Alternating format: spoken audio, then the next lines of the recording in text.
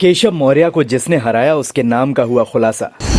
अनुप्रिया पटेल ने रची थी डिप्टी सीएम केशव मौर्य को हराने की साजिश। बागी बहन के लिए अनुप्रिया ने डिप्टी सीएम को हरवाया। आखिर अनुप्रिया क्यों करती हैं केशव मौर्य से नफरत? अपना दल एस के पूर्व नेता ने खोल दी अनुप्रिया और उनके पति की पोल।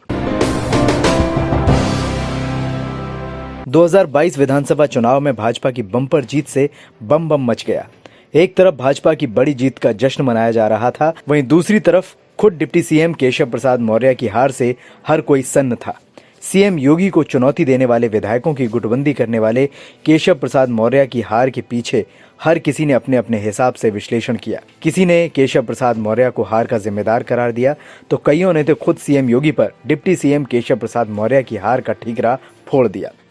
विश्लेषकों ने दावा किया कि योगी ने अपना रास्ता साफ करने के लिए केशव को हरवा दिया, क्योंकि केशव सीएम योगी के एक छत्र राज की राह में इकलौते कांटा थे। लेकिन असल में केशव प्रसाद मौर्य किसके रास्ते के कांटा थे और किसने केशव प्रसाद मौर्य के हार की स्क्रिप्ट लिखी, उसका खुलासा रविवार को हुआ।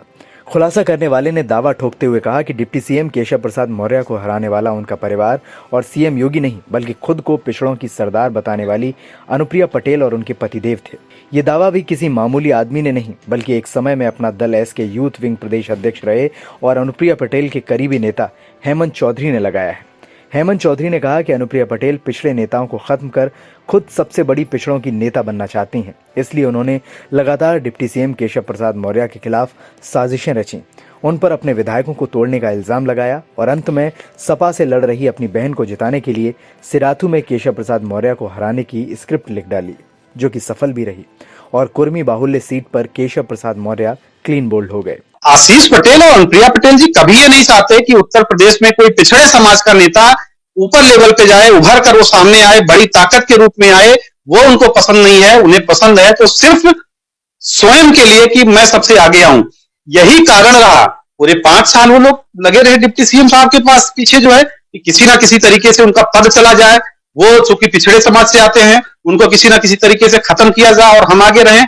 यही कारण रहा कि 2022 के चुनाव में जब वो सिराथू से चुनाव मैदान में आए तो कहीं ना कहीं ये दोनों लोग मियां बीबी अंदर खाने से इनका विरोध करते रहे और खामियाजा ये निकला कि उनको हार मिली। तो केशव प्रसाद मौर्य जी के अगर हार का कोई सबसे बड़ा जिम्मेदार है तो अनुप्रिया पटेल जी और आशीष पटेल जी हैं।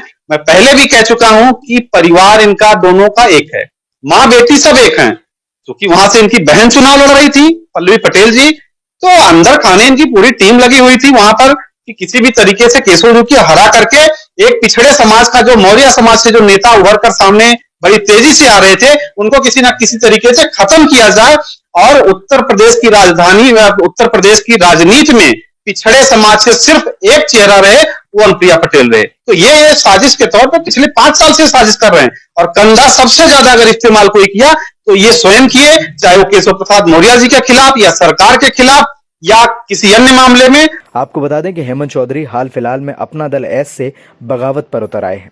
पहले उन्होंने अनुप्रिया पर 1 लाख लेकर पांव छुआने का आरोप लगाया और अब अनुप्रिया के पति आशीष पटेल के इन आरोपों की सफाई में कहा कि राजनीति का ट्रेंड हो गया है कि बड़े नेताओं को गाली देकर लोग बड़ा नेता बनने का प्रयास करते हैं। ये बयान सुनने के बाद हेमंत चौधरी फिर अनुप्रिया और आशीष पर आक्रामक हो गए और दोनों की नीयत पर सवाल खड़ा करते हुए कई खुलासे कर डाले। पार्टी के पूर्व नेता और पार्टी आलाकमान के बीच छिड़ चुकी इस सीधी जंग का अंत क्या होता है, साथ ही इस खुलासे के बाद डिप्टी सीएम केशव प्रसाद मौर्य क्या करते हैं, ये अपने आप में एक बड़ी सियासी घटना होगी। सब्सक्राइब कीजिए आपका अपना चैनल NDTV भारत।